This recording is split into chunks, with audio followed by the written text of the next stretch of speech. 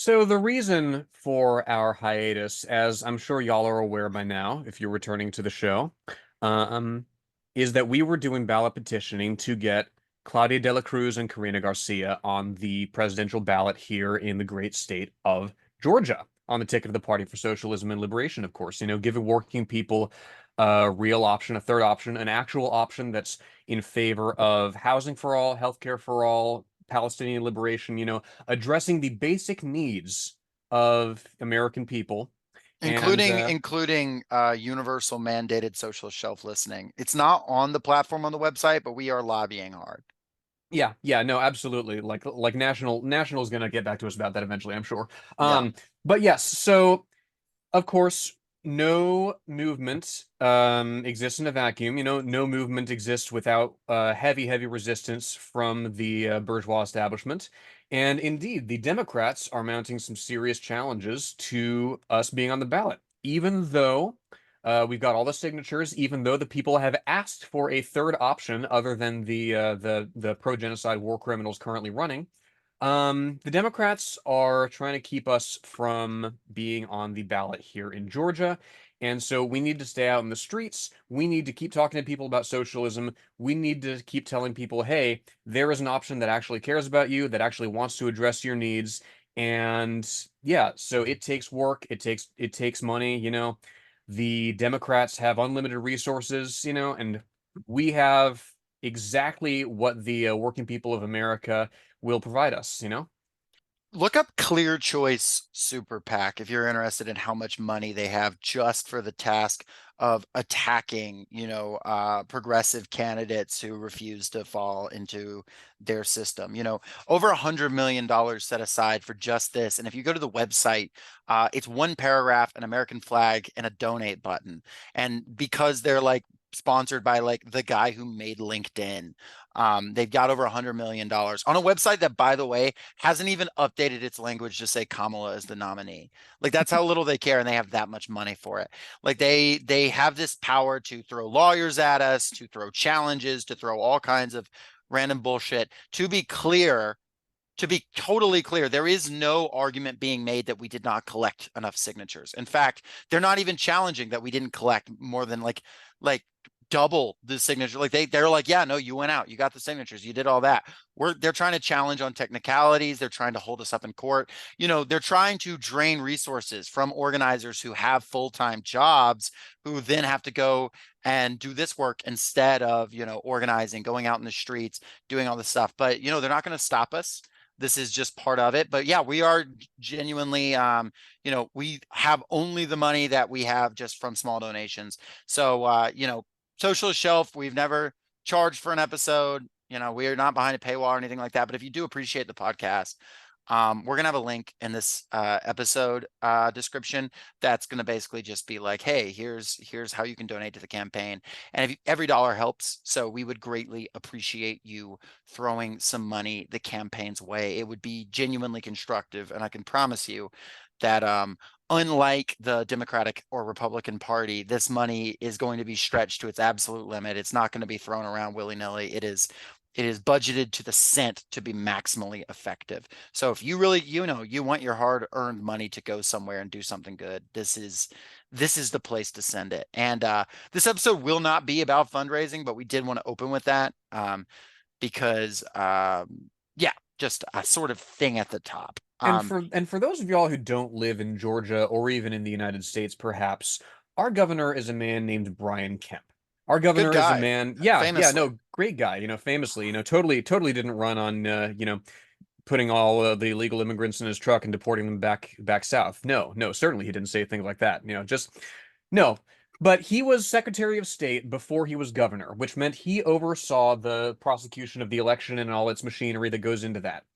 And in that capacity, he purged tens of thousands of people from the voter rolls. Once he got into office, he purged tens of thousands more. More than You know, 300,000 since 2018 is the number, exactly. which Yes. is Georgia's Largely, not that big a state.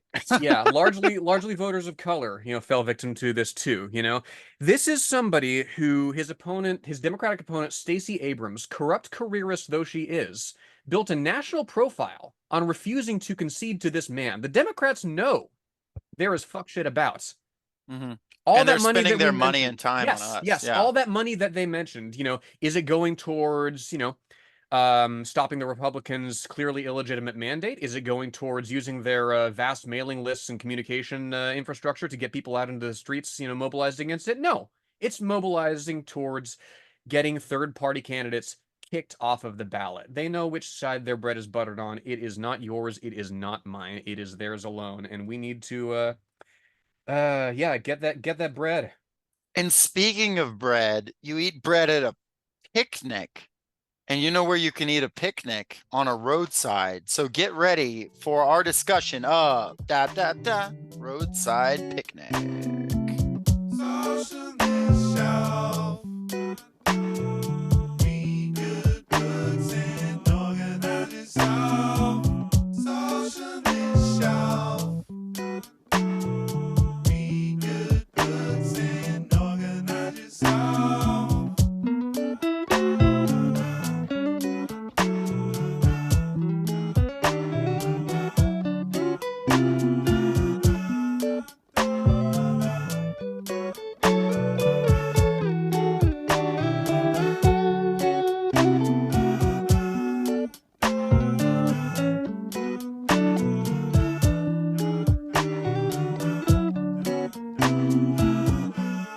You're now listening to Socialist Shelf Radio. Welcome back to the Socialist Shelf. Me, Jacob, here as always with. Lenore, hello. Ryan there in the chat says incredible transition. I can only assume he's talking about me. Thank you, Ryan. I love you. Phenomenal, phenomenal. We all agree. We all agree. Um, that was good.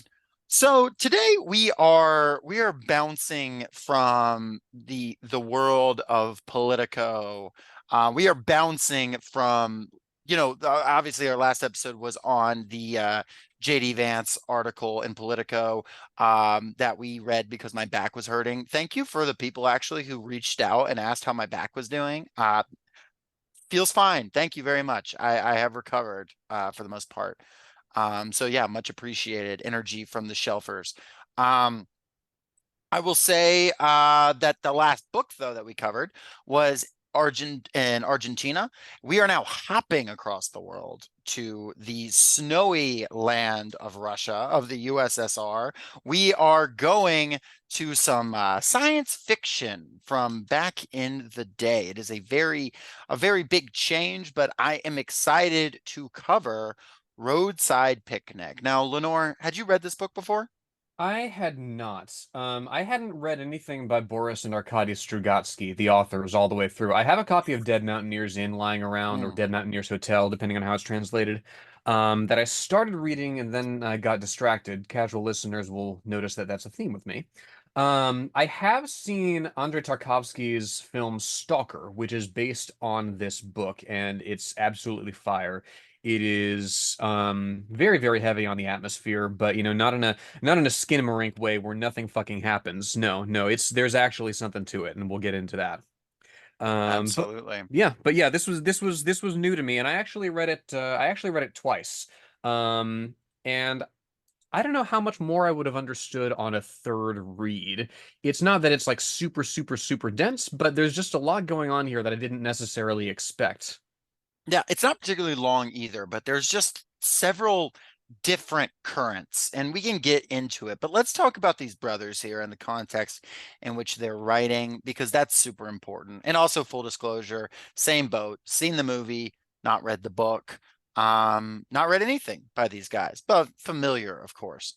And great enjoyer of some of this works that these guys have inspired, such as video games like Disco Elysium, which they cite the creators cite these brothers as a major inspiration for, and other sci-fi writers. Ursula K. Le Guin, she cites these guys as inspirations, and so on. But let's talk about the brothers, the Strugatsky brothers. So these guys, yeah, they write the books to all their books together. And I want to note off the top that their writing process is not super well understood. It's not really clear how the writing was split up between the two of them. They didn't make that super public. There's theories, but we're not really necessarily here to figure that out. I certainly, as a guy who can't even read, their original letters and their original works without the translation from Russian, and not the like scholar to figure that out through my like preliminary research. Oh, I can. Um, I just refuse to tell you. okay, good, good, good. Well, folks, the $100 donation tier, Lenore will tell you how the writing process happened. Yeah. Um, but let's talk about these guys because they're both born in the Soviet Union, both born after the revolution. Arkady, he was born in 1925 in Georgia, and Boris in 1933 in Leningrad. Not that Georgia. Not that Georgia. Yeah, the great state of Georgia. Yeah, no, not that Georgia. They were born the children of Natan Strugatsky, an art critic, and yeah, they were raised Jewish and Russian Orthodox. Um, and they basically both these guys were raised in a time where the revolution had already happened. They were living in a socialist society, but they were living in a society that was going through a lot of turmoil. Specifically, the fact that they lived in Leningrad, that would be a place that was pretty tough to live in not too long after they were born. Real happening place. Yeah, when they were about teenagers or just before. Yeah, Arkady actually fled Leningrad with his father on a train, and was the only survivor of the train, including his father, through between the shelling, the disease, the famine and stuff, managed to survive. And immediately, even though he was quite young, was like, I'm joining the Red Army. Like, let's get this done. It was 1942 or 43 at this point.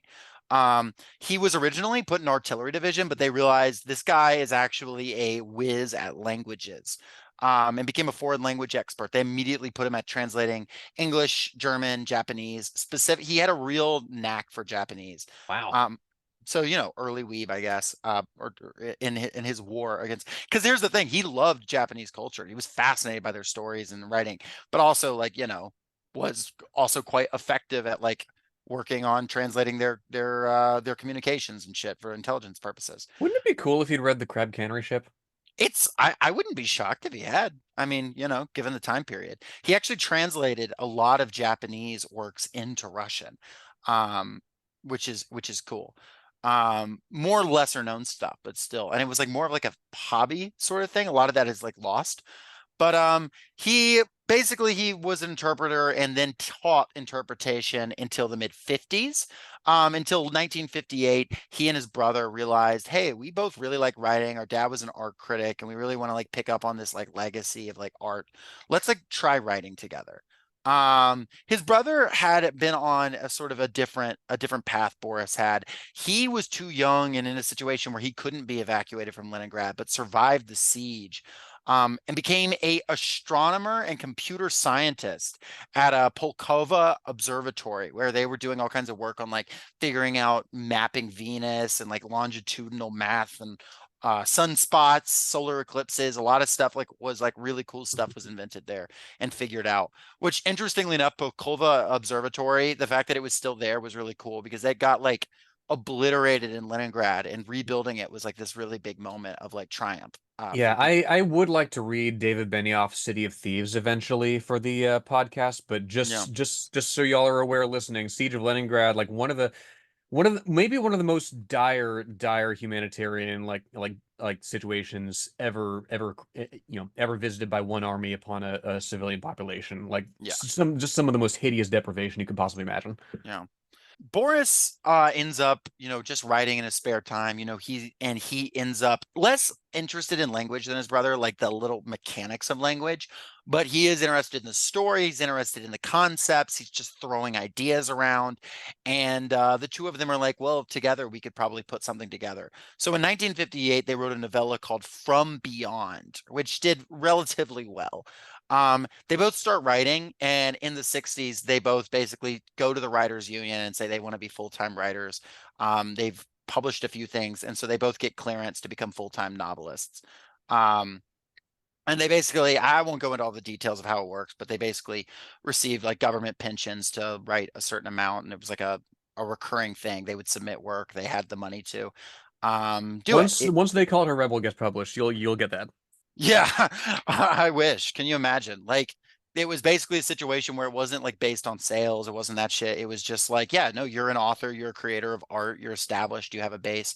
So like, yeah, we're gonna like subsidize you to like write. Like that's Which great. That's which amazing. can you imagine? I mean, there's the National Endowment for the Arts and whatnot, but can you imagine a government saying, okay, it's a priority of ours to set aside X amount for this person to, cultivate their talent, to produce, works of, art, entertainment, of, intellectual engagement for the public. Hmm. This is something that we want to invest in.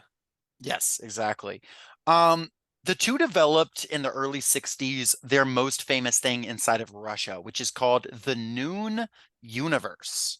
I would have called it the Nooniverse, but that's probably not what it's called in Russian. Not the Uh, Noonan verse? Nooniverse, where many of their works took place. The Noon Universe was written, they called it a polemic against post-apocalyptic fiction. Hmm. Post-apocalyptic fiction was getting really popular in the United States around the 60s, specifically Andre Norton's book Daybreak 2250, which was getting a lot of traction in like genre circles at the time.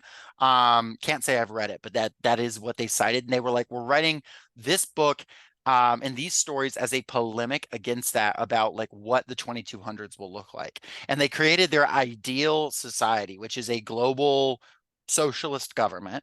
Um, Run by basically like the original like Lenin vision of the USSR would eventually be all the countries. Like it wasn't just like a whatever.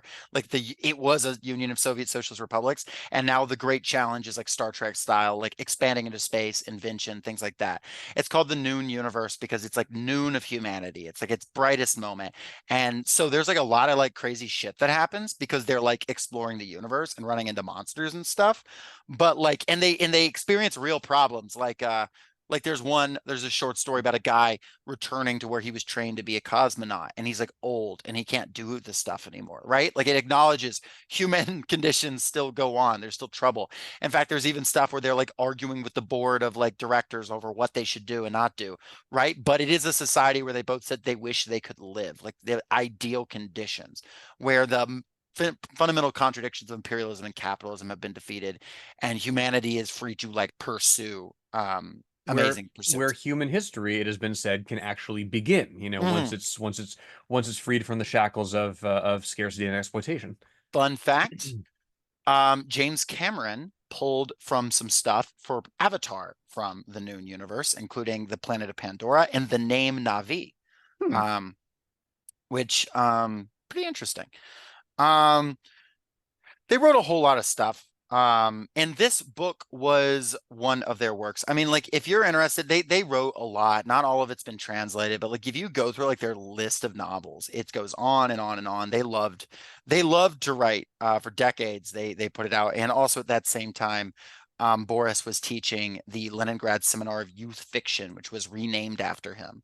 Um, and he was known as like the talkative, energetic one, whereas Arkady was not like he just wasn't a guy that people engaged with as much. He was more bookish, and he was an extremely heavy drinker, very much known for that, which he did die first. He was the older one, but he also did not live to be as old. Um, but this book in particular that we're talking about is their most famous, not in Russia, but their most famous in the West because of its relatively early translation, being published in 1972 and published in English in 1977. And then the movie Stalker coming out in 1979, which of course the movie's fame eclipsed the book. Um, the interesting thing about this, and there's actually the edition I read, the whole story is written at the end, but this book had a hell of a time getting published, and it's kind of an interesting story. These guys spent 8 years trying to get this book published through like their publisher, and they had never had any problems like getting stuff out.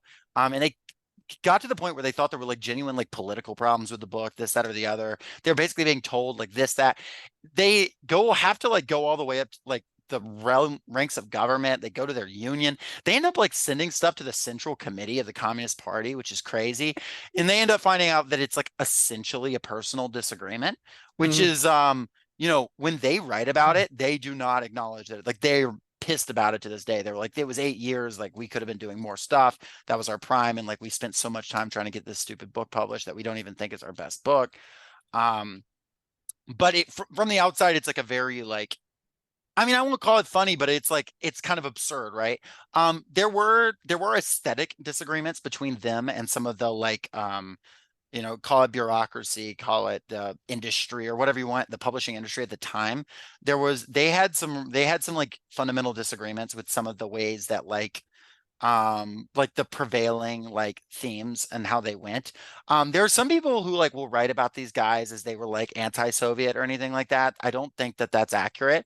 They definitely have stuff in the 60s where like with the prevailing mood, they would be like, yeah, we're glad we're done with Stalin or whatever. But that was like kind of the mood at the time. Like that was like even the line being pushed by certain like elements of the government. But like, I mean, their ideal universe is like a socialist, a universe where socialism is one, right? Like their novels, the bad shit in them is typically capitalist. They do have some real frustrations, however, with like some of the censorship that happened in the Soviet Union for like reasons that are way more complicated than we have to get into here. And my basic line on it is like, yeah, they were very difficult conditions. At the same time, were there probably errors made? Probably plenty of errors. There were certainly like the people who are given the ability to censor stuff for the sake of the public were clearly using that for some of them for personal vendettas and shit. So were there errors made? Yes, they were human errors. Does that mean we write off socialism? I'm not going to. You know Yeah, what I I mean? think I think of, the Chinese censorship, right, that makes the headlines here occasionally, and how it's always portrayed as like some mandate from the top that, oh, Xi Jinping says you can't write about this. No, sometimes there's just, obstructive bureaucrats who have this particular beef that their station allows them to carry out. It's not an indictment of the it's not an indictment of the political economy. Some people are just assholes under any system. Frankly, as someone who has been told that my book can't be published because I don't have a popular quote book talk, I'm not too like worried like, oh man, our system is so much better. You know what I mean? Like there's real errors, and like yeah, there are probably like shit that needed to be changed, and that's not like for us as like Westerners to judge. They had real critiques of it. If you read their critiques, you can make of them what you will. I think they were a lot of them were legitimate, like in their ideas of like what could be done. They had a real frustration within the 60s and 70s. There was like a culture of, they felt like there was too much like a culture of like moral purity as the Soviet Union was trying to say like we are different from the West, and they were like, right, like the Soviet Union was making a point, like the racism of the West, the sexism, all this stuff, we are like doing better. And they felt that some of the culture like overdid it and was like too much, like we have to be pure, we have to be whatever, we have to be better as like people. And they had frustrations with that on like an individual and also like artistic level, which is like interesting. But I think there are people that extrapolate it to be a lot more political than it seems like it was. Feel free to tell me I'm wrong, like Russian listeners who've like read the shit in the original. But like I read this book and I read some of their other works, and I read the scholarship about them, including some stuff in Russian that was translated into English. And this is this sort of analysis I'm taking away. They certainly didn't seem psyched by like perestroika and like the collapse of their society. Arkady dies in 1991 of a disease that he was not like the most well man in the world, but also it wasn't the best time to get sick. One of the Frankly, one of the biggest peacetime increases in excess death yeah. was the collapse of the Eastern Bloc, the Soviet Mhm. Union, the undemocratic dissolution of that, and the whole welfare state, Yeah. under it. Boris lives till 2012 and dies then. And he wrote a couple books after his brother died, just two, and he published them under, I believe, a pseudonym. And And what a but tragic death it yeah, was too. He died in the end of the world that the Mayans predicted. it's true. He didn't get to see it. He didn't get to see when the world ended and all was reborn. Um, That's the basic summary of these guys. Their style is something that's difficult for me to talk about as a guy who can't read the original language, but they're very much known as guys who just like went for it. They would have an idea and they would be like, hell yeah, let's do it. Like they had ideas about like invaders. They would have a story where it's just a guy running around on Mars getting chased by a monster.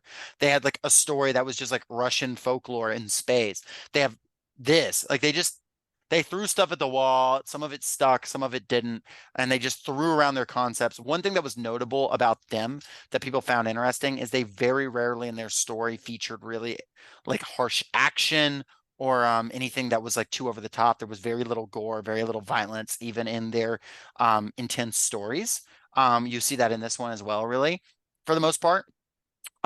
Which was certainly not in the 60s, but really not at all a staple of like genre fantasy sci-fi. Like it was in the Soviet Union as well as here, you were expected to have a laser shootout, right? Like that was just common. It's a genre, whatever. These guys actually subverted that, and people were impressed by them because they managed to write stuff that the average Soviet reader and then English reader like picked up and read without having to just be like, and at the end of this, like the robots are going to duke it out. Now I'm probably going to sound like an idiot for saying I wish there'd been a little more robots duking it out in this book, but maybe that just shows, man, my lack of taste. But Well, but that is that's what defined them. well, but that's the thing, right? A lot of the action in this book is off screen, is between the lines, it's between the chapters or sections or whatever they're called. We are dealing with the fallout, if you will, of the major event that defines this setting. We're dealing with the repercussions of the actions taking place in its wake, and indeed, we're picking up the pieces. Now that there's not action here and there, but largely the major events where they were even perceivable by the public have come and gone. And so the Fallout question New is, Harmont.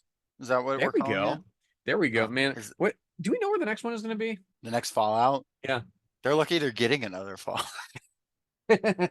Atlanta, Georgia. I've been telling you, if we get a level set in the fucking Georgia aquarium, that will fix me. Oh Can you man, imagine? can you imagine a fucking like mutant whale shark that you have to fight? Do you Holy know how hell! sick that would be? Running around Atlanta, Georgia, you got fucking Mercedes-Benz Stadium, like the people hold up in there. You got the MARTA and like I don't know. I'm talking about like you Underground got Atlanta goes like much deeper and wider. Like Young Thug is a ghoul and he's still around. Like, do y'all see the vision? Anyway, The final boss is still just the Georgia State Patrol.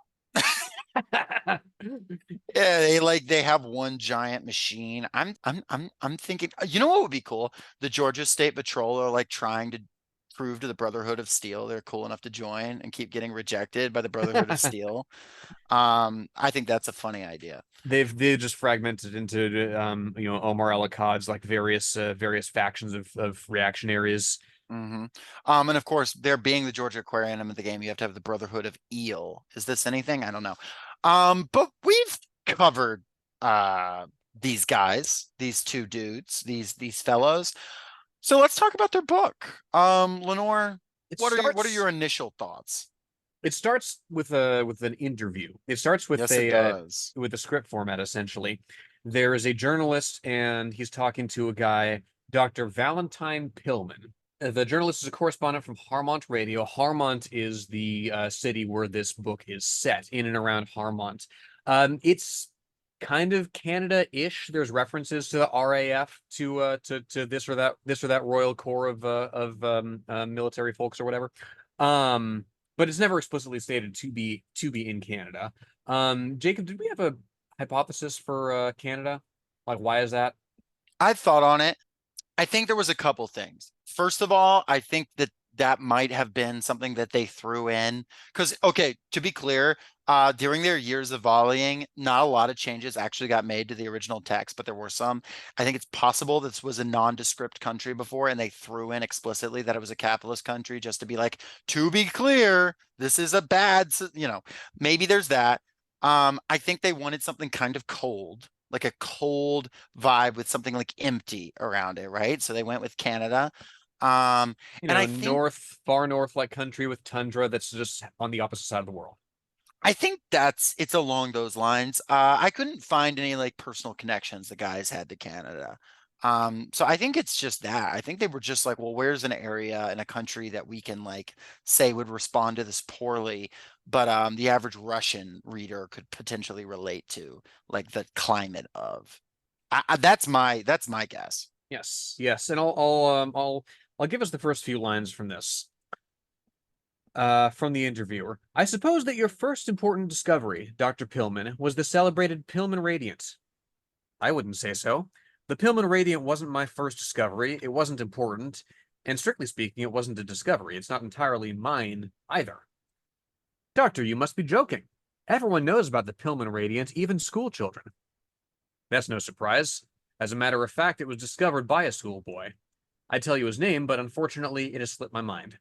Take a look in Stetson's History of the Visit. He's an excellent source on the subject. Yes, the radiant was discovered by a schoolboy. The coordinates were published by a college student, and yet it was named after me. So right away, you get the visit, which is the inciting incident here. About 13 years prior to the events of this book, there was a visit of some description by alien entities. 6 locations around the world were visited by creatures, by vehicles, by some shred of a foreign intelligence or civilization from beyond this planet. And they stopped here briefly, and then they left, never to be seen again, presumably. They've left behind equipment, they've left behind anomalies in nature, all in these 6, as they are called, zones. And so that's what this book is about. It's about the culture. It's about the surroundings, that have kind of like boom towns that have sprung up around zones to study them, to contain them, perhaps.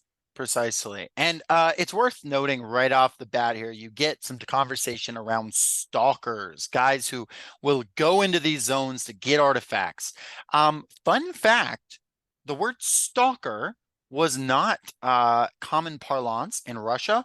This was 100% an Arkady thing, because he introduced the word stalker into Russian, and which is now, and they pronounced it Stalker, actually, which is kind of interesting. He actually, in the book, in the text of the book, put Stalker in the book, which now we translate it to stalker. And of course, that's just been a word in English for a long time. But they actually brought that word over wholesale into the Russian, which is an interesting little linguistic thing. Yeah, and it goes through a kind of an evolution too, like as they're writing it. Initially, they talk about prospectors, people who go into the zone and like look for shit. And then that becomes trapper. And then finally, at some point, they settle on stalker. Yes. And our main character then gets introduced after this interview, and his name is Redrick Schuhart. Terrible He's name. a scientist assistant. It's the books from his perspective for the most part. And bro has to lay off the nicotine and liquor. I mean, he is just destroying himself. I don't know if Boris is just taking shots at his brother with this one. I don't know what the deal is, but Redrick, he's not doing well. And Redrick sort of lives a double life. By day, he is working for the scientists. He is legitimately going into the zones, and helping out, retrieving stuff. By the night, International Institute of Extraterrestrial Cultures. precisely. And by night, he is also going into the zones, this time much more dangerously, much more illegally, much more lucratively, to sell this stuff on the black market. Yes. And it's stuff that, again, defies everything we know about physics, defies everything we know about nature. The first sort of, well, not the first, because they mentioned, I believe, space cells or black sparks in the interview. But the first thing that we see face to face, that we've come face to face with, is an empty. And what an empty is, it's actually on the cover of my edition of the book here. It's 2 discs that are like, imagine a paint can where you have the top and you have the bottom. And there's nothing in between. You can pass your hand right through it, but the discs themselves are like suspended superposition, like in place by some unknown force. And there's a bunch of those in there. And if you go in there and you pull it out, you can make like several weeks worth of wages selling it on the black market. And yeah, but they go into those places to get this tech, not because they really understand it, but because they don't, right? Because this castaway from this visit that none of them understand, is teaching them so much. Like, I mean, you just described that, and that thing is like breaking the laws of physics. Just this empty, which just seems to be a shell for something that maybe was there, maybe wasn't. And when you're in the zone, you are like experiencing just weird shit. And I want to read a description of the zone real quick. Quote, If you take a quick look at it, everything seems okay. The sun shines there just like it's supposed to, and it seems as if nothing's changed, as if everything's the same as 13 years ago.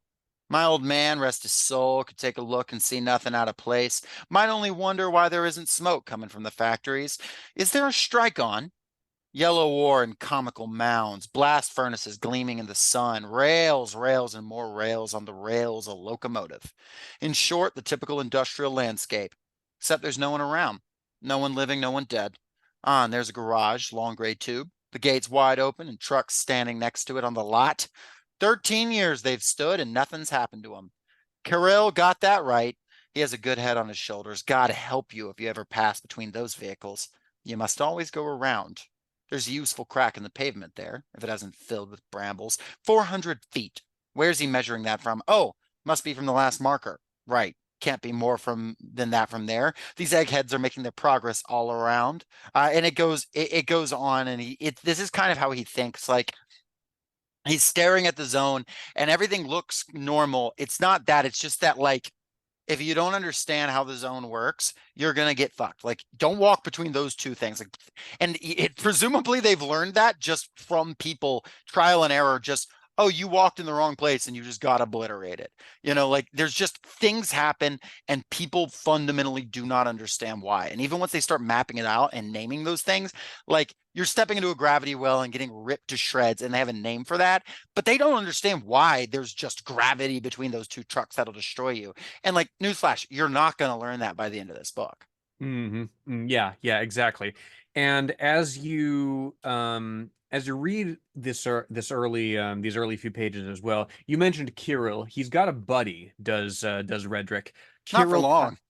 Not that's true. That's true. He gets Kirilled. I don't know if that's anything. So true. Kirill Panov from the Soviet Union. Who is, again, there is a stark divide, as you immediately find, between scientists and non-scientists, right? Just in how they view the world, just in how they interact with the unknown, with these zones in particular. To refer again to the interview with Pillman, right? You get a sense of the role of scientists, not only to do science, but to curate access to it, to curtail uncontrolled experimentation and indeed, media speculation. Because Pillman mentions, I couldn't force myself to swallow the hysterical articles about this and that coming out of the zone, right? If you're a scientist, you're the face, you're the front line of whatever it means to interact with forces you don't understand, the sanctioned front line anyway. It's a tremendous responsibility, right? And to my mind, I like this because it flies directly in the face of the mad scientist trope. The scientists come out looking great in this book because what we're receiving is a story of people who are messing with forces they don't understand. There's a people who have accepted that responsibility and what it means and who have undergone that training. And there are people who are just kind of fly by night, like winging it, and whatever happens to them happens. This book gives me the same energy as one of my favorite, plot twists in maybe anything ever, which is E.T. and the fact that the scientists in E.T. really do care and love love that there's a alien and, like, are willing to put their bodies on the line to help. The whole book or the whole movie, you feel like, oh, this alien's being hounded down by these evil people. There were books of ET, Oh, sequels well, what do too. you know? What do They're you know? weird. Maybe we'll look into it. Maybe we'll play the tie-in video game. No, yeah, I don't know if you don't know about the video game, you don't want to know. Harrowing. But the fact that, like, when Harrow the ET, Ninth thing? no, that's nothing. I'm cutting you off, Lenore. I'm cutting you off. Though, give us updates. They're going to Dragon Con this weekend. Maybe you'll see some Harrows. I've heard that they get more and more popular. My friend is a Gideon cosplayer. Well, phenomenal. There you go. But all that to say, you have that vibe of the scientists who are, like, in your typical alien sci-fi thing, they're the cold, calculating, terrifying. And yeah, they can have their moments of being, like, cosmic in their understanding, and that's scary. But, like, these are the guys that are, like, when the alien is sick, they're gonna throw off their mask to try and help the alien, a la ET. In this, they're gonna put their bodies on the line. They're not even gonna fully understand it. And this, you've got people like Carell, who's, like, knows Red's history, knows Red's a felon, and he's like, no, you're like a good guy that I want to help, and you're good at this, and because we can work together and get excited about this together, we're gonna go into the zone and like put ourselves on the line. And like I like it a lot. It is a real respect and love for science. And it's a In a respect way. and love for science that, Redrick himself doesn't necessarily share, right? Not at all. Because he's describing the empties to us. He says, we'll assume that you got it. If you didn't, pick up a copy of the Institute's reports. They have articles about these empties in every issue, complete with pictures. Anyway, Kirill's been struggling with these empties for almost a year now. I've worked for him from the very beginning, but I still don't get what he wants with them. And to be honest, I haven't tried too hard to find out. So again, there is a legit frustration here. We get all kinds of, in if Popular Science or its equivalent exists, right? We're getting all kinds of articles about these things. We're no closer to really understanding them. And to Red, I mean, because it's through Red, we don't really get access to that understanding because that's not what he's in it for. Not the same thing that Kirill's in it for. Right. You just have this vaguely unsettling stuff as he interacts, like when they're going through trying to find empty, and it says he's like looking at a tire, and he says, I don't like to look at that tire. There's something wrong with its shadow. The sun's at our backs, but the shadow is stretching towards us. Oh well, it's far away from us. Anyway, everything's fine. We'll manage. But still, what could be sparkling there? Or am I imagining things? Now the thing to do would be to light up, sit down quietly, and think it through. What's that silver stuff above the canisters? Why isn't it also beside them? Why is that shadow's tire like that? I'm sorry. Why is that tire's shadow like that? The vulture Burbridge was telling us something about the shadows, which sounded strange but harmless. The shadows do funny things around here, but what about that silver stuff? It looks just like a cobweb. What sort of spider could have left it behind? I've yet to see a single bug in the zone. It's like that kind of thinking. He's just like, he's not thinking scientifically. He's not thinking like, what is this actually? It's just kind of like the vibes are off and how do I get in and out of here effectively? Not to the sense that he's like so mercenary. He's just like, show me the money. Like he is like, I wonder what that is. But he's not really going deeper than that. Than just like this sort of basic curiosity. And as such, you're not going to spend much time going deeper than that as the reader. You've got the level of understanding the Stalker has and not much more. Yeah, exactly. And he questions in the text, why is he doing this? Why is he here? He could be doing any number of things and eventually escaping from it, right? And your experience with the zone it puts me in mind of Train Spotting, right? It's this thing that only makes sense to you as you're doing it, which is the fundamental divide between Redrick and Kirill, right? He sees Kirill getting exhausted. He sees That yeah, other guy that's not important. yeah. He hasn't yet accomplished anything at all except that he's exhausted himself, turned gray and quiet, and his eyes have become like a sick dog's that even water. If it were someone else, I'd get him totally wasted, take him to a great girl to loosen him up a bit. Then the next morning, I'd feed him more booze, take him to more girls, and by the end of the week, he'd be a-okay, good as new, and ready to go. Except this sort of therapy wouldn't work on Kirill. There's no point in even suggesting it. He's not the type. Again, we don't see it from Kirill's perspective. We don't see Kirill, experiencing whatever fulfillment you get as a scientist. We just see Redrick's perception of it. Right. This is the type of guy who has lines like, oh, well, that's none of my business. Nothing is my business. Like, this is the guy who but he has this weird relationship with the zone beyond what, like, he has an emotional relationship. Like when he gets out, he is scared. Like he is actively scared of the zone in a way that like he's not really able to show to other people. But like he has a moment where it's like he gets out and it is just like a standard zone visit, right? And he's soaked from head to toe. And he says he like takes his flask and he's in the bathroom and he's sitting on the bench, heart empty. My head is empty. My soul is empty, gulping down the hard stuff like water. Alive. I got out. The zone let me out. The damned hag. My lifeblood, traitorous bitch, alive. The novices can't understand this. No one but a stalker can understand. And tears are pouring down my face, maybe from the booze, maybe from something else. I sucked the flask dry. I'm wet. The flask is dry, as usual. I need just one more sip. Oh well, we'll fix that. Legit. I was just about to bring that up. He is very romantic, very, very emotional, very gendered language even for the zone, right? The damned hag, the evil bitch, the murderous, traitorous bitch, my lifeblood, as you said, He even says like, he's wet. yeah, exactly. The Not zone, I mean, who wouldn't the zone make wet, TBH, like for one reason that's or the another? thing.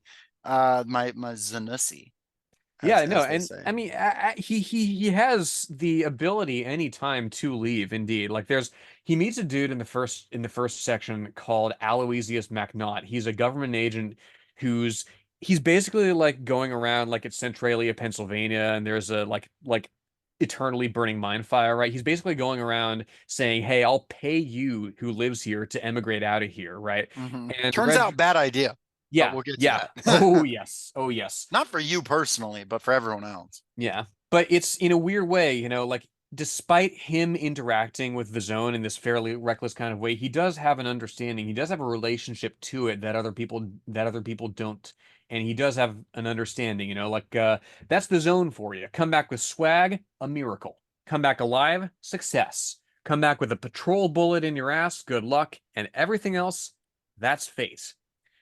And it's an understanding, yes, but it's also a resignation to the incredible danger of the zone in a way that he can't put himself at a remove from the way a scientist might. It's interesting too, because like when he's having this conversation and he's kind of drunk and he's been around Kirill, right? And he says, uh, our little town's a hole. Always was and always will be. Except right now, it's a hole into the future. And the stuff we fish out this hole will change your old stinking world. Right? He says that. And that's because he's been around Kirill, right? When Kirill dies, he never talks like this ever again. I will say, like he loses that edge in the sort of time skip we have here. But he has this sort of belief in where he's from and stuff due to his exposure to this guy who really believes. But unfortunately, that sparkly spiderweb he saw earlier, we don't really know what it did, but it certainly ended the life of our favorite Soviet scientist. So Yeah, R.I.P. no. Kirill. I don't have. I'm trying to think of something on Kirill, but yeah, R.I.P. Kirill. He's been Kirilled. He's been Kirilled. He's Yeah, exactly. Kirilled. Thank you, He's thank been you. See, Kirilled. I invented it, you perfected it. There See, we this is go. this is why there's two of us. But Back yeah, and like forth bouncing. but I love the way that he talks about the zone, right? Not just, romantically, not just in that gendered kind of way, but they talk about, I mean, it puts me in mind of the fucking the I have no mouth thing. That what the fuck was the author's name? Sorry, the Harlan author. L. Oh Harlan yeah, Ellison. Harlan Yeah, Ellison. yeah. It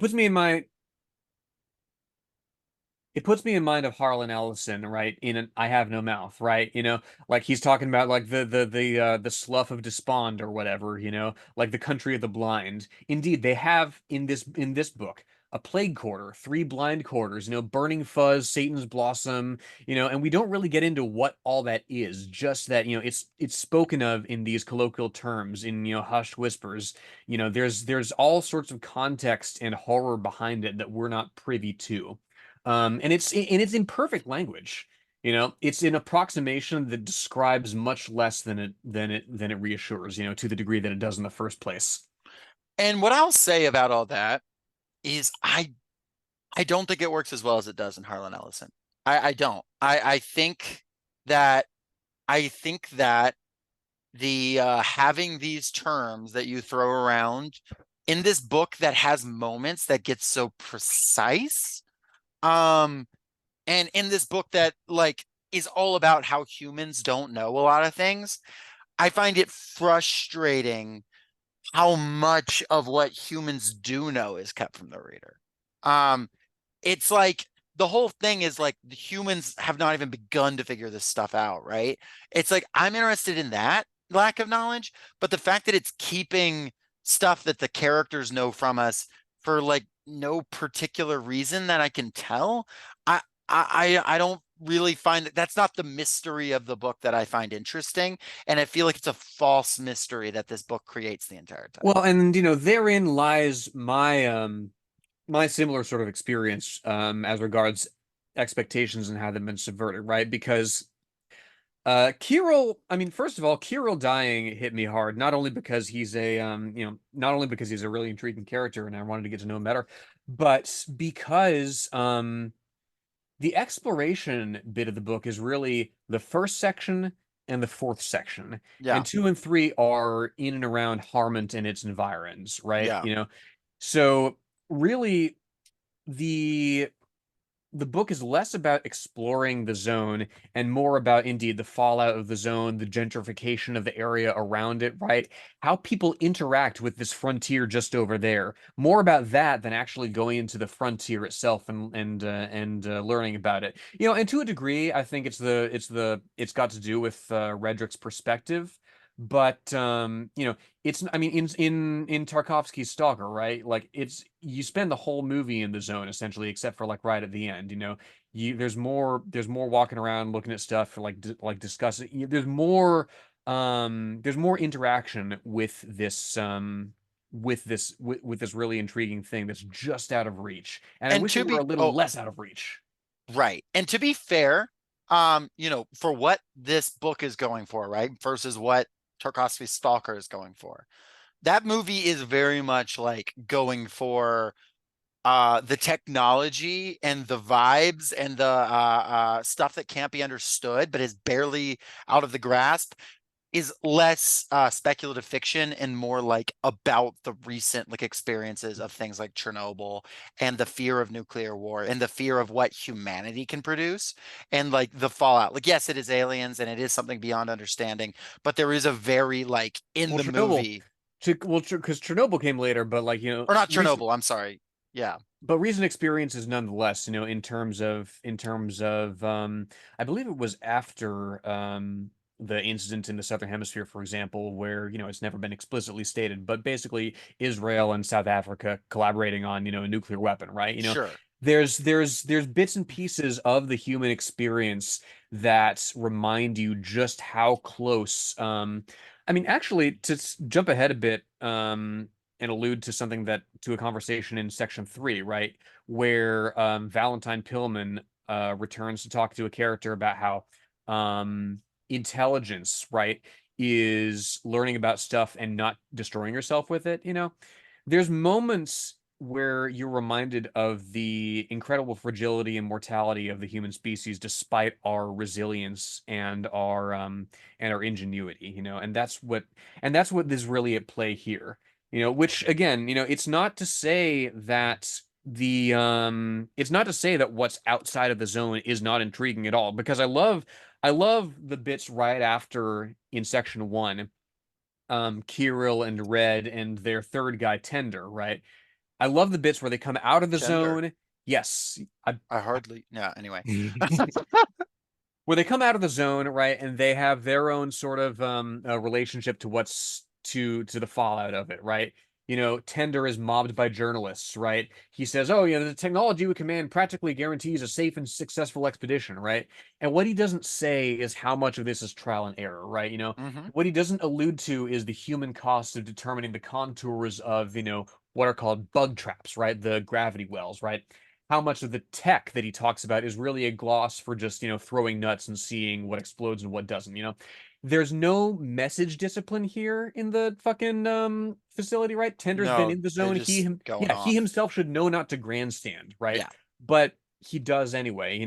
So I already, yeah. yeah, already you get a sense that, despite the tight control that is trying to be kept on this region, it mushrooms beyond such efforts. And I love that. I love those dynamics. I just wish we saw a little bit more of them between the skips. And yeah, as you get into the second section, I actually do. I think the second section moves is pretty interesting. Like it's got like, so there's a bit of a time skip, and Red is no longer working at the institute, and he's basically full-time stalker, and he's like working with this sort of underground organizations we're selling, and you've got him like going to the cafe and meeting up with people Yeah. and like trying to figure out how to move his money around, and there's some fun stuff there. I He's actually he's do he, like. he's married by this time. His daughter's a monkey.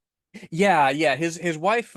Did we? I missed this on both of my reads. Is his wife Gura a prostitute? Do we know? I don't think so.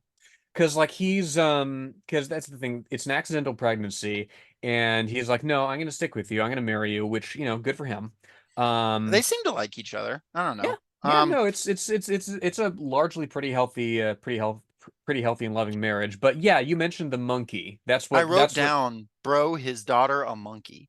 Because like I didn't know how else to like I was like, what?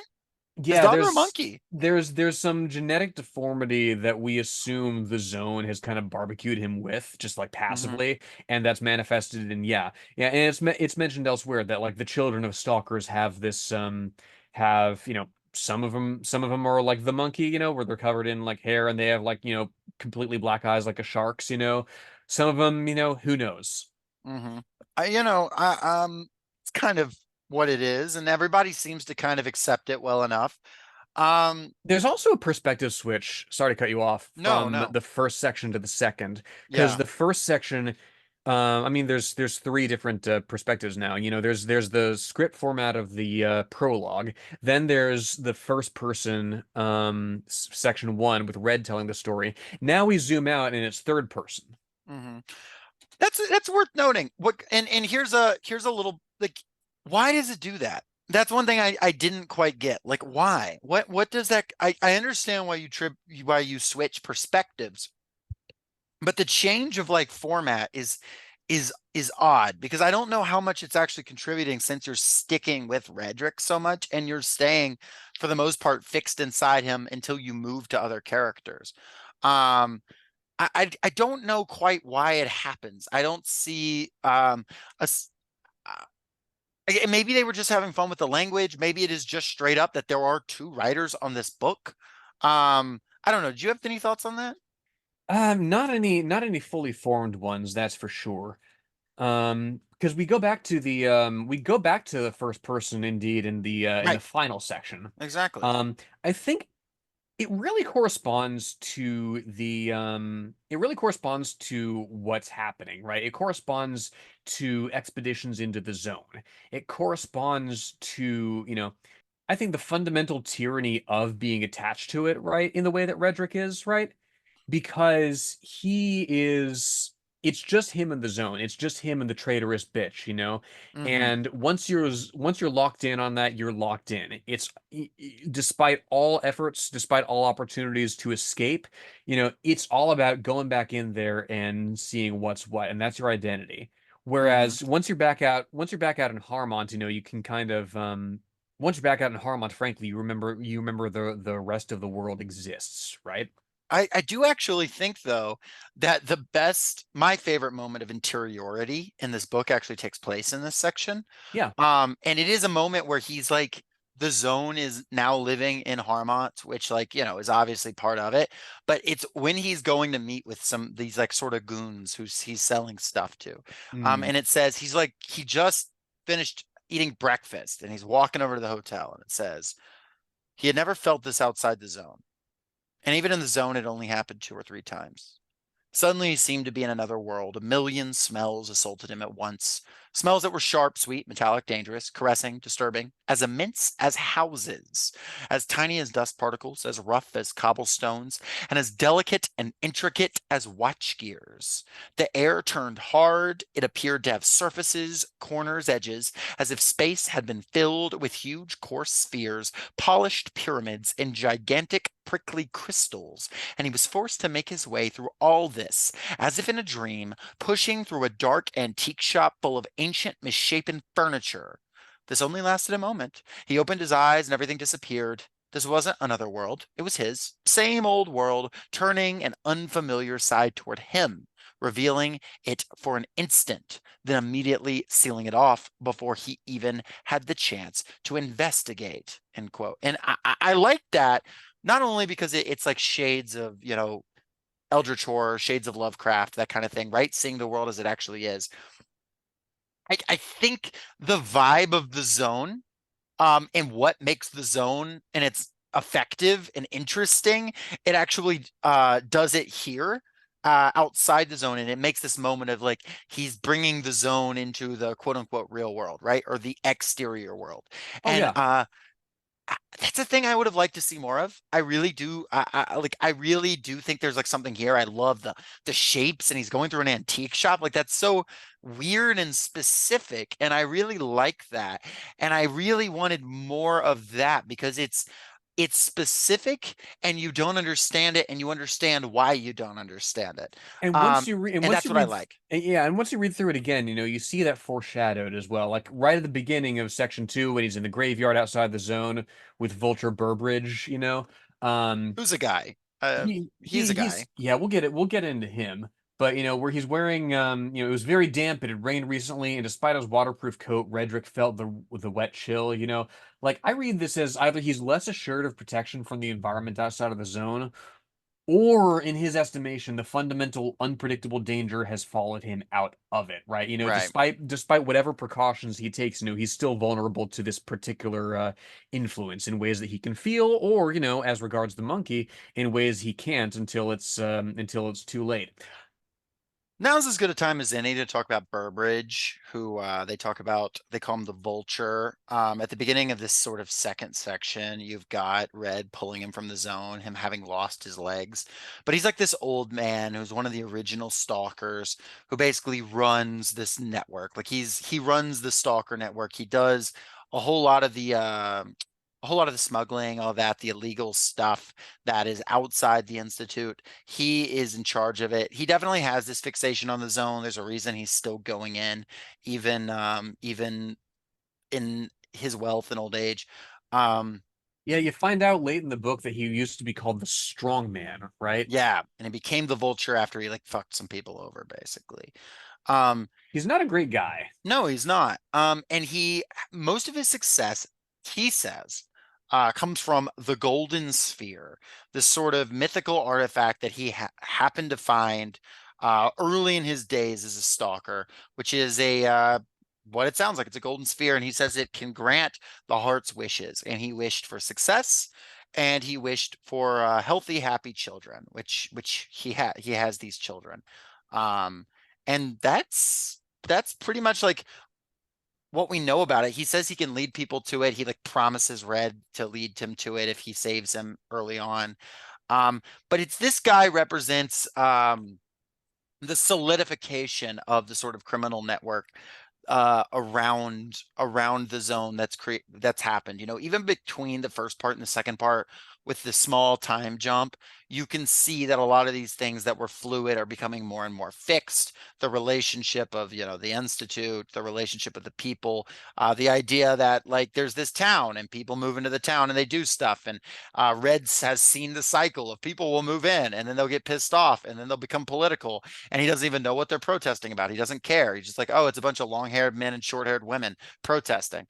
You know, um, There's a great on page 91 here, at least in my edition, there's a great sort of and it's a bit of a long paragraph, but there's a great sort of distillation of this that I'd love to share. yeah, After leaving the Metropole, he hailed a cab and took it to the other side of town. He didn't know the driver, a new guy, some pimply beaked kid, one of the thousands who had recently flocked to Harmont looking for hair-raising adventures, untold riches, international fame, or some special religion.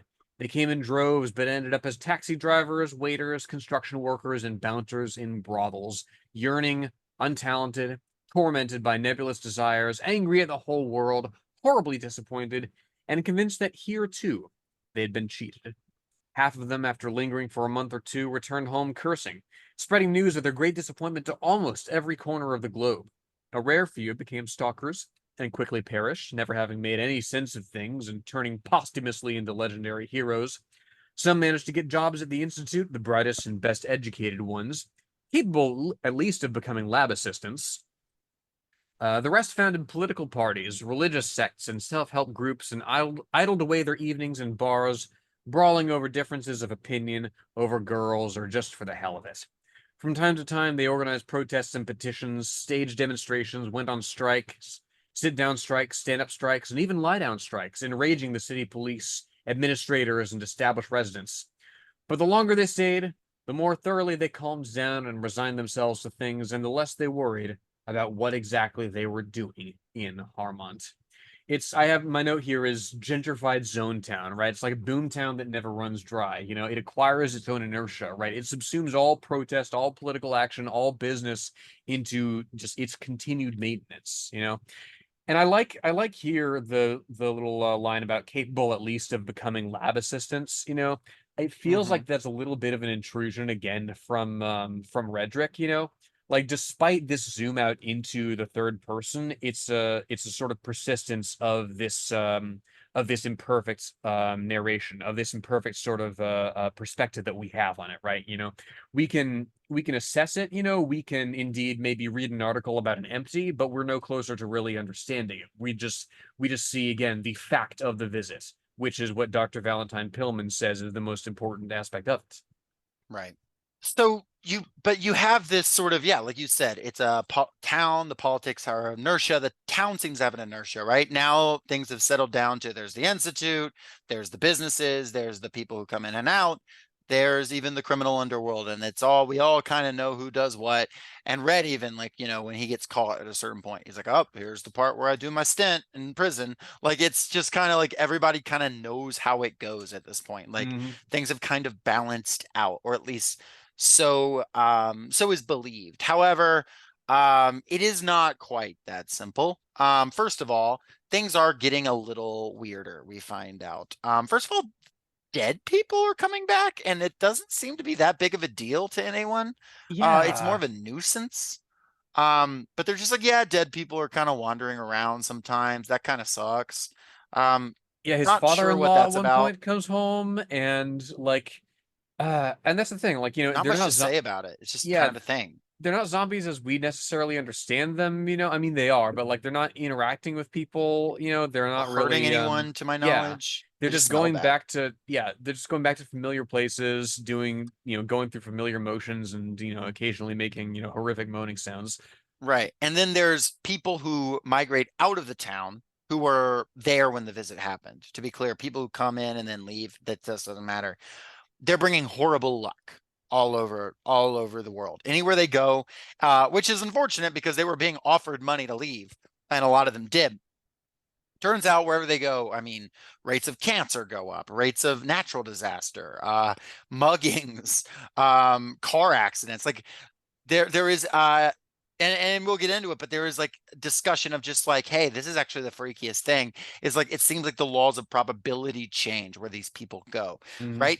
And to me, this is the idea that these systems that are set up to turn any problem that could be sort of understood, to turn it into sort of moot, to synthesize it, right? Any social movement, to any war, any natural disaster, these systems of government that are set up to sort of chill it out, maybe after a period of chaos, right?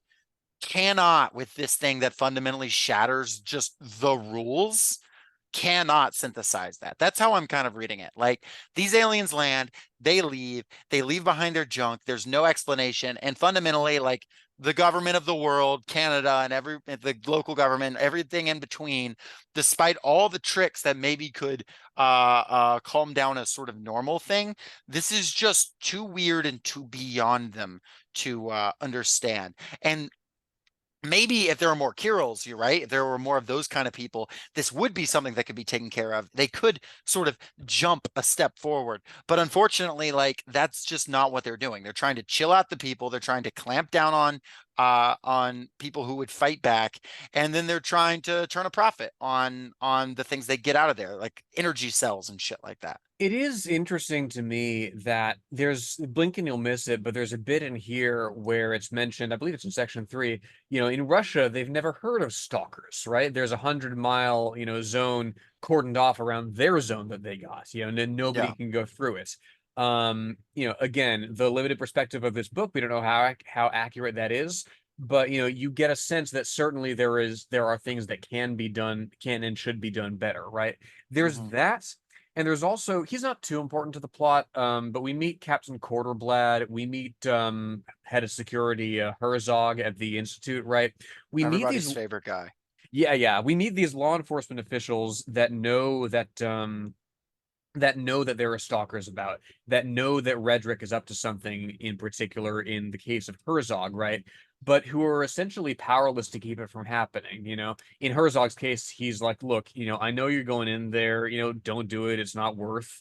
Um, and it's interesting to me that that's the case, right? It's a dynamic of, you know, there's a sense to me that the hires up know that our material conditions give rise to people who can't resist the call to frontier, you know, who Mm-hmm. strike out no matter what, you know. And in much the same way that there is that sort of indefinable seed from which your personality germinates, right? Perhaps scientific advancement is built on that kind of managed recklessness, right? You know there are people who are going to strike out and sort of be you know, your pioneers, your explorers or whatever, so the best you can do is just sort of follow along behind them. So then we really move into like, Red has to do a stint in prison, plot moves forward, yada yada. And we have then this section that's focused around this guy Noonan, who is a Yeah. government official whose job is basically to like keep contraband from coming out of the zone.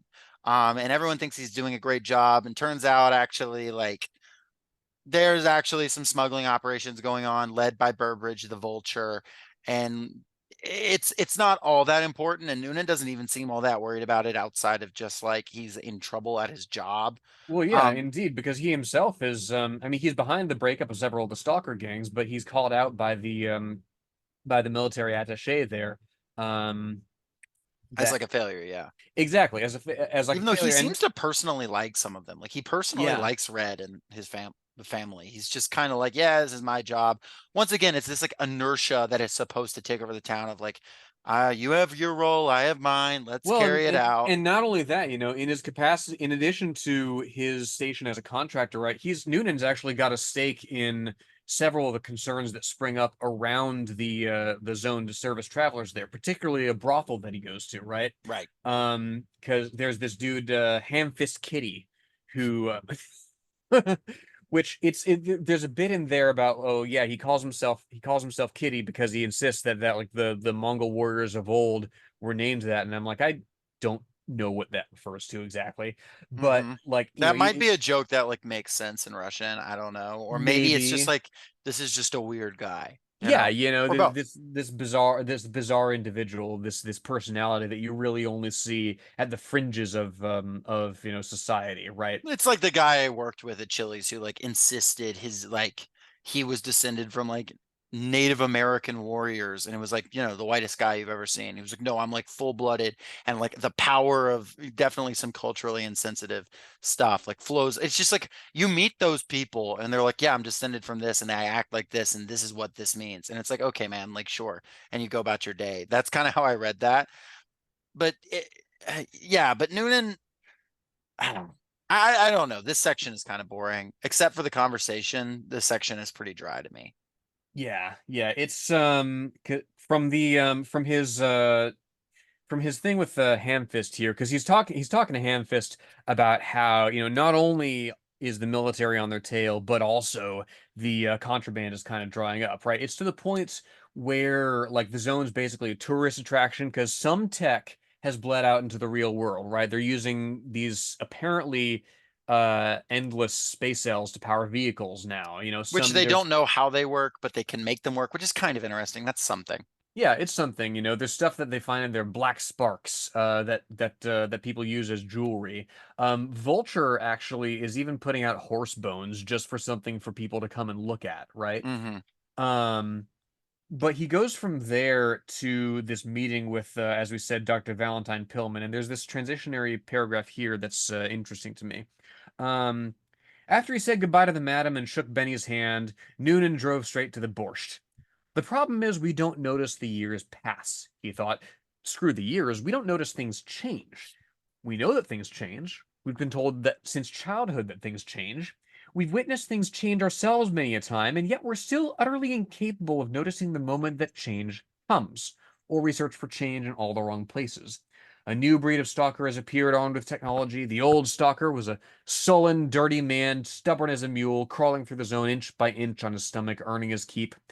The new stalker is a tie-wearing dandy, an engineer, Somewhere a mile away from the zone, a cigarette in his teeth, a cocktail by his elbow, sitting and watching the monitors, a salaried gentleman. A very logical picture, so logical that other possibilities don't even occur. You get the sense of, you get a sense of the zone bleeding into this world in imperceptible ways, and the best you can do is just kind of manage it. I do, this consigning the frontier of science, of possibility itself to this mode of profit, it tends toward consolidation, it tends toward commodification, and it just kind of fades into the background of everything else, unless you throw yourself completely at its mercy. Right. And then we have what I think despite Noonan's section mostly boring me, it picks up. I really do like his conversation with Valentine. I think it's engaging and interesting. And I think it's the stuff in this book that like they really kind of wanted to get across and deal with. Hmm. And this is where the roadside picnic quote comes from. And I'm just going to read that section. Yes. Because they're discussing, well, what the hell was what the aliens even doing here? What's the deal? Are they coming back? Was this an invasion? What was this? Imagine a picnic. This is Valentine talking. Noonan jumped. What'd you say? A picnic. Imagine a forest, country road, meadow. A car pulls off the road into the meadow and unloads young men, bottles, picnic baskets, girls, transistor radios, cameras. A fire is lit, tents are pitched, music is played, and in the morning they leave. The animals, birds, and insects that were watching the whole night in horror crawl out of their shelters. And what do they see? An oil spill, a gasoline puddle, old spark plugs and oil filters strewn about, scattered rags, burnout bulbs. Someone has dropped a monkey wrench. The wheels have tracked mud from some god-forsaken swamp. And of course, there are the remains of the campfire, apple cores, candy wrappers, tins, bottles, someone's handkerchief, someone's penknife, old ragged newspapers, coins, wilted flowers from another meadow. I get it, said Newton. A roadside picnic. Exactly. A picnic by the side of some space road. And you ask me whether they'll come back. And so that's the idea of this is his theory, Valentine's, that the aliens, that we don't know why they stopped here. And it's probably a reason as paltry as a roadside picnic would be for a group of people. And they're like, yeah, this was a good place to stop. They're not necessarily coming back. They didn't necessarily recognize there was life. If they did, they didn't necessarily care. And that this is sort of beyond our understanding. And there's a reason why when they engage with these things, they can't figure out the science. And he even says, imagine if Newton could engage with our science of today. Maybe he could figure out the general vibe of it. He could figure out why it's going on, and we can like leap some science ahead here, but that does not mean that this happened for a purpose. We just interacted with a thing that we fundamentally can't get. We just don't understand. We aren't necessarily ever going to. And we now make of it what we will. And humanity just kind of goes on. And it is interesting. It's a very sort of, I couldn't help but think of Cixin Liu, three body problem, right? Sure. When Valentine has that quote about humanity being great because they survive, right? Right. The zone for the zone's sake, all very well and good to understand something, but it's important, what you do with what you do with this knowledge. Mm-hmm. I think this conversation is interesting. I think when he talks about intelligence, it's interesting. I think when he talks about technology you don't understand, it's interesting. I don't think it fits with the rest of the book in a kind of way that I'd like it to. I think the rest of the book is more interested in what we were talking about, like how the zone has affected the people around it, right? And this is dealing with this like philosophical question and this almost like abstract sort of horror thriller type. You're dealing with this thing you don't get, see Mountains of Madness, see Ballad of Black Tom, something like that. You're dealing with this grandiose thing, this almost, if not quite eldritch, though there are moments like that. And you have moments outside this scene that the book is, named after, like Red just walking and then suddenly having this moment of going through the antique shop of shapes that lie underneath the world. But then it just, I don't know, goes back to like Red doing his like smoking his cigarettes and being like, how do I sell this like metal shit? And like and Noonan being like, oh, I gotta stop these smugglers, and people being like, I gotta have my conversation in the bar and kind of crawl around on the ground for a little while. I and I just don't think all the elements are meshing here. And maybe there's something to do with the translation. Maybe it's not hitting me right, but I'm just it just it's not connecting for me, and it's really frustrating because I really want it to. Yeah, yeah, it's because you don't really get a sense of, Noonan goes back and he visits Guta and he visits Redrick in their home, right? There's a And there's a sense, dead body in there for some reason. yeah, yeah, like it's I don't know. I Something was kind of coming to me as you were speaking about the relationship between these characters and alcohol, right? And how like Valentine is the one. There's only two guys in this narrative. Everybody drinks, but there's only two guys in this narrative that you really see get sloshed, right? Hmm. One, we haven't mentioned Gudalin, which is this dude who approaches the zone from like a religious perspective, right? Yeah. Who believes that it's from Satan, and that like everything that comes out of it needs to be returned to it and buried, right? Removed from our experience because nothing good can come of it. And he gets sloshed all the time, as Monkey says. And the other is Valentine Pillman, who, he's figured it out. He's completely at peace with all this. And so to my mind, like he has the luxury of getting drunk with this eldritch horror lurking around the corner. I don't really know. Like it's through Noonan that we sort of get a sense of the it's through Noonan that we sort of get a sense of the day to day here, right? It's through him that we get a sense of things, of how things have really ossified, and there is value in that, certainly.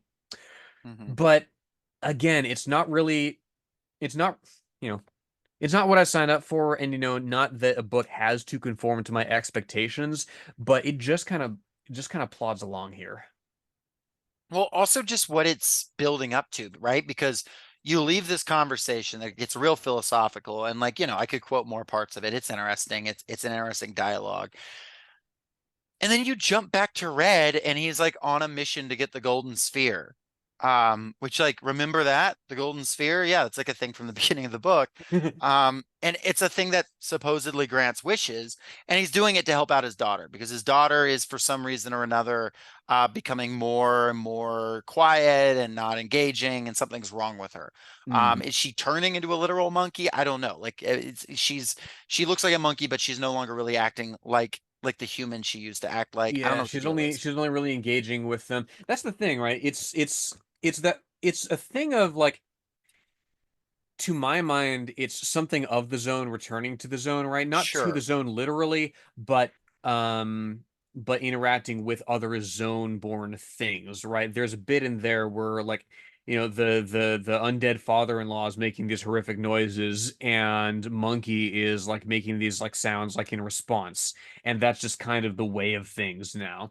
Which, there's the tragedy of it, certainly, because throughout the narrative you get the sense that, yeah, Redrick really does love this daughter of his, and he's, tried to build a life for her and Guta. But it's this thing of where, like, despite the purpose that you've improvised this zone shit for, right? Despite this life that you've built out of this unconventional experience and brush with danger, danger it still is nonetheless. Hmm. And there is this it's the sort of tyranny of this is the sort of tyranny of the frontier. It's the tyranny of the exploration, right? That, it can't really be pushed back. It can't really be, it defies civilization, it defies interpretation, and eventually you're left with nothing else but to journey back into it, as Red says. And there's a bit here that I'll read that I think distills this pretty well. He mentions that, we mentioned that Burbridge went to the Golden Sphere and wished for these two kids. One of the kids is Dina, who's grown up to be a beautiful, if kind of like vapid woman. And Redrick mentions that, yeah, he cheated on Guda and slept with her. Uh, it was beyond belief. Such a luscious broad, you'd think she was made for loving. But in actual fact, she was nothing but an empty shell, a fraud, an inanimate doll instead of a woman. It reminded him of the buttons on his mother's jacket. Amber, translucent, golden. He always longed to stuff them into his mouth and suck on them, expecting some extraordinary treat. And he'd take them into his mouth and suck, and every single time would be terribly disappointed. And every single time, he'd forget about the disappointment. Not that he'd actually forget, he'd just refuse to believe his memory as soon as he saw them again. It's less about what you find, right? It's less about the purpose that you put what you find to, and more about the journey, right? It's more specifically the idea that the journey meant something. It's this perverse desire to have your curiosity validated, regardless of the form that that takes. When it comes to having sex with your boss's daughter, it's really the friends you make along the way.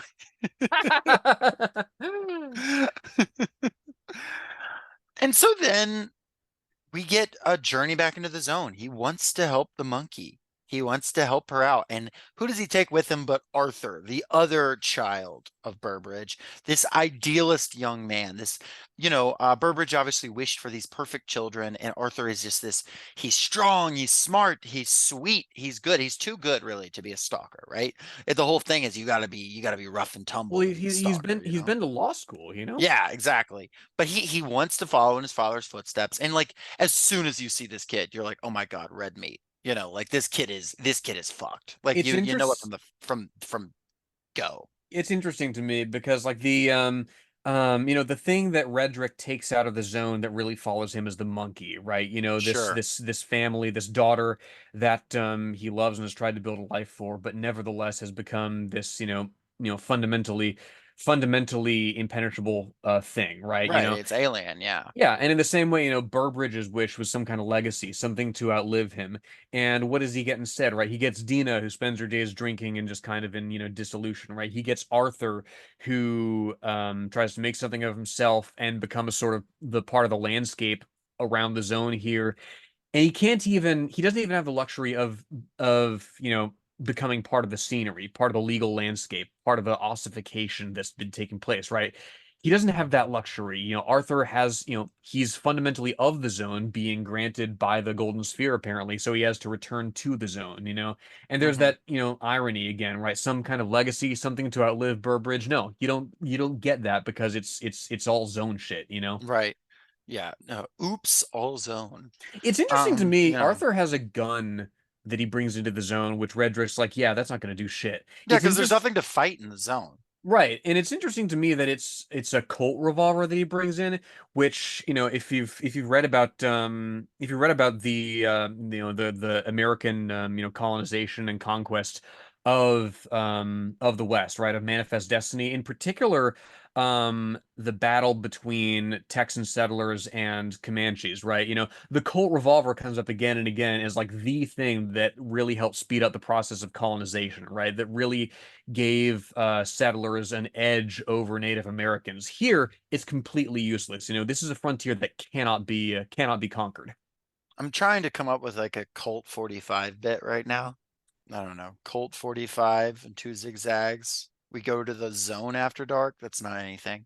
Um, anyway, Lightning does strike twice on page 179, which is an interesting little environmental quirk that I like. there you go.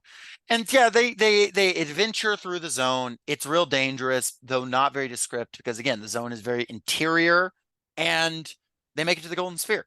They Um, they make it to the Golden Sphere, and like there's this breakdown of what we know, to the degree that we know anything about the zone. There's this bit where they have to pass between these two landforms. And as we alluded to earlier, right, it's like this ironclad rule if you're a stalker, oh, don't pass between these two things because you don't know what's going to happen to you. Like, you might get, flensed alive by some unseen force or whatever, but you don't go between like two hills or two trucks or whatever, right? But then they have to do it. And for some reason that it turns out more or less fine. yep. So you get the sense of, yeah, what you know is subject to change, right? Is subject to everything's very, very fluid. The flow of time is convoluted here in Lordran. Right. And then I mean, and as we knew from the second we saw Arthur, this kid's dead. And so Red is just like, okay, check it out. there's the golden sphere. Go check it out. And Arthur, his wish, he yells, Yeah, happiness free for everyone and let no one be forgotten. You yeah, know? and then the kid's killed by Grinder. Yeah, he's killed by Grinder. He gets hit with the grinder. He literally just like, yeah, gets shredded, which it turns out, yeah, to make your wish, you got to sacrifice a life. And but then Red standing before this golden sphere, it says, and I'll just read it. This is at the very end, this is at the last page.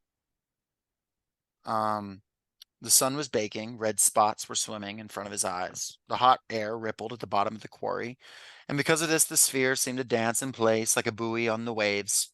He walked past the excavator bucket, superstitiously raising his feet high and taking care not to step on the black splotches, and then sinking into the crumbly rubble, he dragged himself across the quarry to the dancing and winking sphere. He was covered in sweat and suffocating from the heat, but at the same time, he was chilled to the bone, trembling hard all over, as if hung over, and the flavorless chalk was crunching in between his teeth. And he was no longer trying to think. He just kept repeating to himself in despair like a prayer. I'm an animal. You can see that I'm an animal. I have no words. They haven't taught me the words. I don't know how to think. Those bastards didn't let me learn how to think. But if you really are all powerful, all knowing, all understanding, figure it out. Look into my soul. I know everything you need is in there. It has to be because I've never sold my soul to anyone. It's mine. It's human. Figure out yourself what I want because I know it can't be bad. The hell with it all. I just can't think of a thing other than those words of his. Happiness free for everyone and let no one be forgotten. And that's the Scene. end. Mm-hmm. That's the end of the book. Sure, I guess. Like that was my reaction. I was like, okay. Yeah, what happens to Redrick, you know? Does he get grinded, you know? What does he get out of the golden sphere? You know, what does he truly want that it grants him? Because that's the thing. It's alluded to earlier in the book as it's alluded to in the film that you don't get what you wish for. Right. You don't speak it into existence. It is your deepest wish. Right, it's your Right. deepest wish, you know, the thing that like without it, like you jump off a cliff or whatever, right? You know, if whether you can articulate it or not. What is that for Redrick exactly? We don't know. We Yeah. hope he hopes it's to take care of his daughter. I Hmm. think he's worried it's not. Um, but he like he says he doesn't know the words and he's like kind of crying out to the sphere or the aliens or God, like, well, whatever my deepest wish is, it can't be all bad, man. And it's just and it is the words of this idealist who he, knowingly led to his death because that was necessary to make the wish happen. And, in his mind, he's like, yeah, I'm doing this to save my daughter, et cetera, et cetera.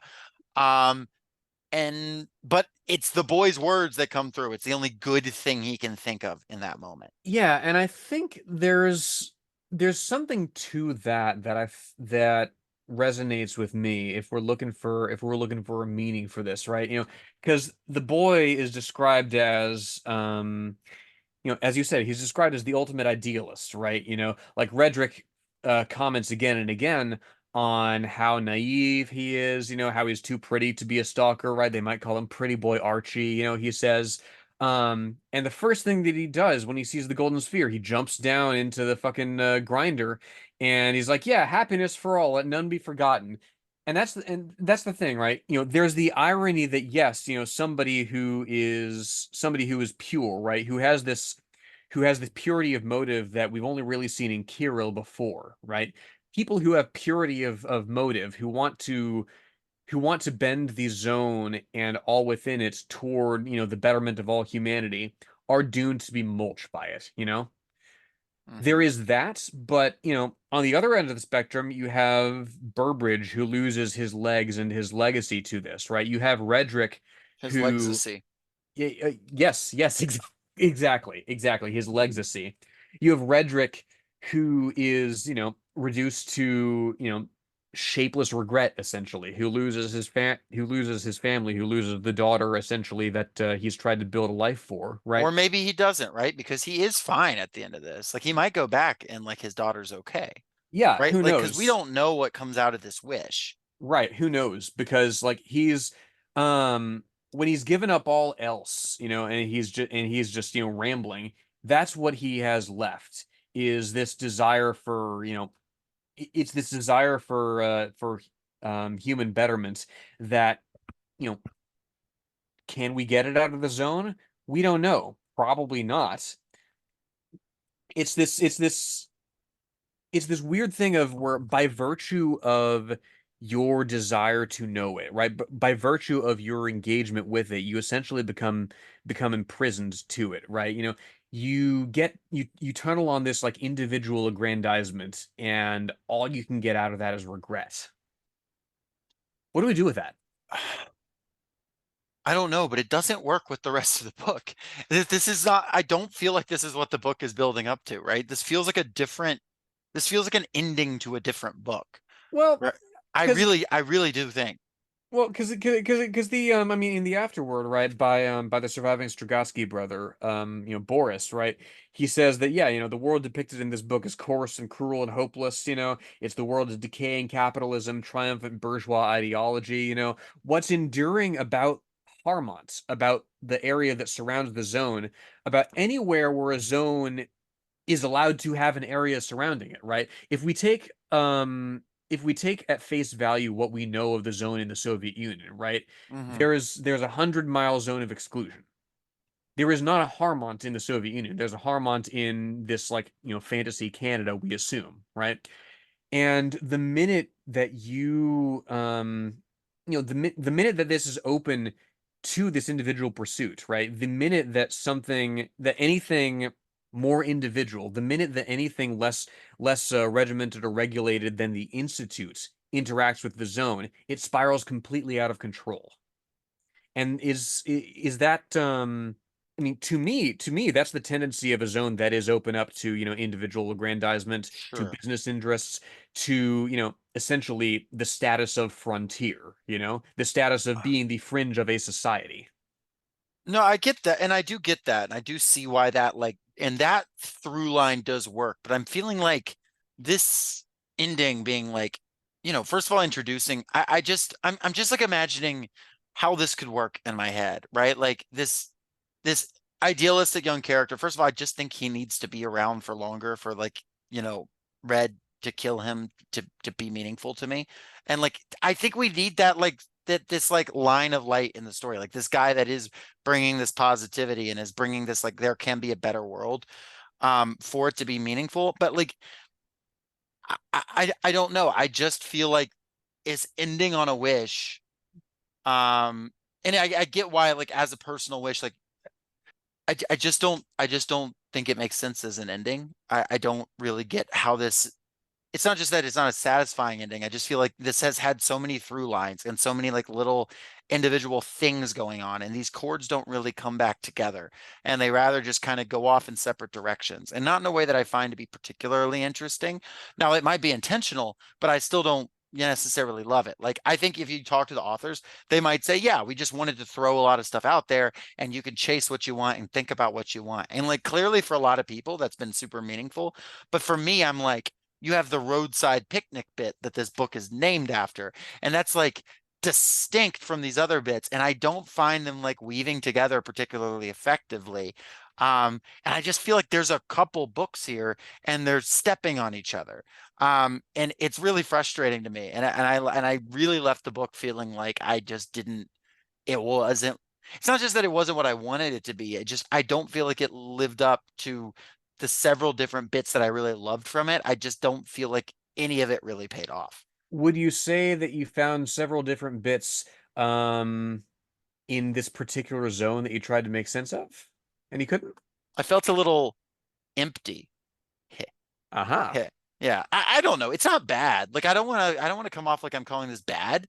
Oh yeah, yeah, no, I I would I, never accuse you of that. I But just it's just like there's some cool stuff here. And this is not like I'm just trying to think like the book is called Roadside Picnic, right? And it's this whole bit about the roadside picnic and about the concept of the interaction with the alien. But then you have this other stuff about the contradiction, and then you have this very personal thing with Red not being able to be, good or whatever. And it doesn't meld into a cohesive thing. And it's not helped by the fact that like large swaths of the book, frankly, to me, weren't like exactly page turners either. And and Yeah, and it's and true. it just kind of, I don't know, it kind of falls flat for me. Well, it's to my mind, it's again, I think the tyranny of the not only the tyranny of the frontier, but the tyranny of this dynamic, right? That in order to get to the golden sphere, right, you need a sufficiently motivated like weirdo to get to it, right? It's filtered through the desires, the ability, the perception, the whim of whoever can manage to penetrate the zone and come see this thing, right? And in effect, what you want out of it, the idea of the zone being used for human betterment. Again, you have this dynamic whereby you write endless articles about empties or other phenomena, and you're no closer to really understanding them. And what does Sure. understanding them mean in the first place? Is it, using them as a source of fuel? Is it the ability to destroy something, right? Is it the ability to encounter something like hell slime or like Satan's bloom or whatever and survive? You know, again, it's I can't help but think of capitalist realism, right? Hmm. A critique, a critique of this dynamic, right? A critique of the zone that comes from, an interaction with the zone, of treating it as this otherworldly thing that has to be studied or penetrated or conquered. A conquest of it can't arise from from the very act of trying to do so, because it fundamentally defies understanding, it defies conquest, it defies interaction, and subsumes all attempts into itself. I don't know if that's anything, but No, I mean that's certainly like that's something. I'm just thinking about like rhetoric. If you want to run with like the frontier idea, uh, I want a book that's more rhetoric being rhetoric and without the Noonan bit, right? Because like I feel like that completely derails the narrative. Or if you want it to be, and it really throws me off that the book is named after that section too. Like that section that I feel completely, despite being fascinating, throws the whole book off its rails. Um, I don't know. It just feels like two books. I don't know. But I agree that there's like some cool shit going on. And I certainly I think it's why I think the movie is more successful in what it sets out to do. I said earlier mistakenly that it was like referencing Chernobyl. It's not referencing Chernobyl, but it is fascinating that it's not, because it feels like it could be a movie made in the aftermath of Chernobyl in a lot of ways. It certainly is dealing with like how, this technology beyond our understanding is affecting the world, but I think the movie makes it feel a lot more like something that could have come from humans, mhm. like nuclear fallout or some equivalent. And I just think that like direct interaction with the zone and being in that weirdness works a little better. That said, this was one of many, many, many works that these guys wrote, and they by no means considered it their best. It just happens to be the most famous, mostly because of the movie and because of the English translation being successful. But yeah, no, I'm walking away from this by no means, by no means like angry or like, oh, I hated this book or anything. I'm just like, I don't know, thinking about what it could have been, and maybe I see why people have like gone back and felt referential to this book and stuff in certain ways, because there is like more to build on and more to take from. And maybe like I'm just gonna keep thinking on this book and it's gonna end up seeming genius to me because I can't get this out of my head trying to make these things flick. And Well, maybe these guys are as cursing me from the grave. I mean, as with that, right? So with the zone, right? You enter it and you're irreversibly changed in some way that by the time you realize it, if you realize it all, it's too late. That's true. Maybe my child will be a monkey. Mm-hmm.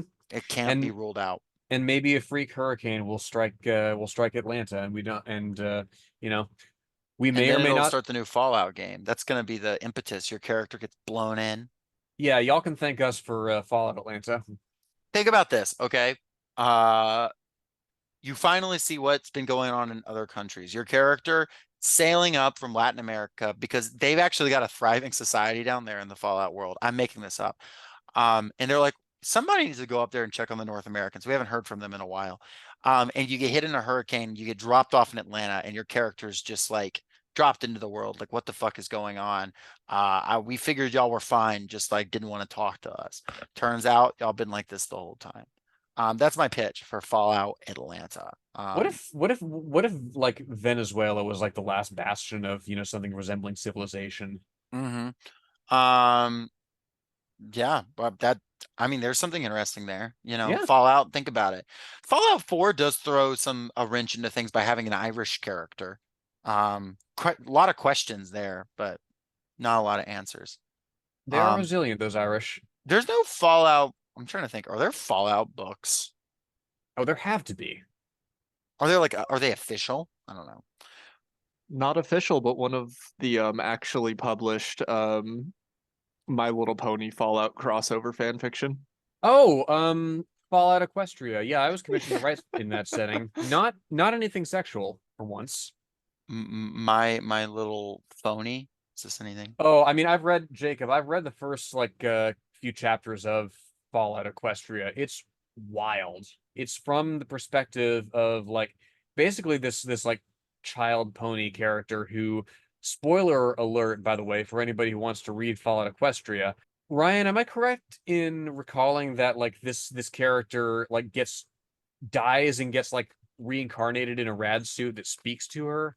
I have never read it. I'm just aware of it. I mean, maybe we should do a like 50-part series on fucking Fallout Equestria. Who's with me? Sound off in the comments if you have bad opinions like Lenore and want to do that. You want to engage in this madness. Hey, it's that or Harry Potter becomes a communist. Is that actually a fan fiction? It's a troll fic, but yes. Very cool. Very cool.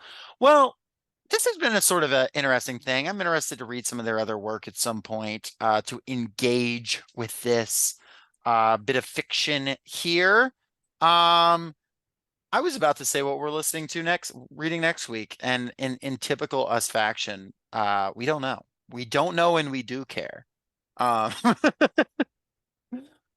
Lenore, do you have any final thoughts on this book before we wrap this one up? Well, my final thoughts will become apparent, long after I've finished reading this book. 10 years, like it'll occur to me, like obviously I'm never going to have children, but maybe I'll see it reflected in my friend's kids or my sister's kids if she ever has any, and I'll finally think, oh, there's an insight that we were dancing around this whole time, but which is too late, which could have brought happiness to everybody who heard it, but now never will. So, listeners, as you're wrapping up this episode, like some Leviathan like passing by you in the deep sea that you can only sort of hint at the shape of it, the size of it, Perhaps ultimate happiness has passed you by, never to be seen again. I've got the golden sphere in my house, but I'm not going to tell you where I live. It's under the floorboards. And I'm just going to keep it down there because I don't have any good wishes and you probably don't either. So don't worry about it. Don't worry about it. Thank you, folks. And reminder that we are indeed seeking donations for the Claudia de la Cruz campaign. So please check out that link in the episode description. Thank y'all so very much. And remember, there's not like a memorable quote from this book. Remember to always be picnicking on roadsides. Don't go to the zone. Or if you do, at least tell us about it. I'm in the zone. I'm always in the zone. The zone is in all of us. See you, everybody. Peace out.